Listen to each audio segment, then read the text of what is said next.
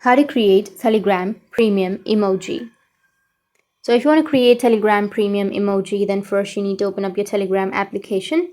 Once you open up your Telegram, you need to go with the top left, which has that 3-bar option, and then tap on settings. Now under settings, you need to scroll down and go with chat settings. Under chat settings, you need to scroll down again, and you will have an option of stickers and emoji. Tap on it. Now tap on the emoji option, and under emoji, you just need to simply go with the @stickers option, which is on the middle of your screen. Tap on it, and from here you can simply go with start. You need to simply type /start, and you need to choose the name for your sticker set, and you need to follow the process and your sticker will be created. So give it a name, and after that you need to enter the image. The file should be PNG or WEBP format with the transparent layer and everything. Provide the materials that the bot is asking you, and your sticker will be created, or your emoji will be created.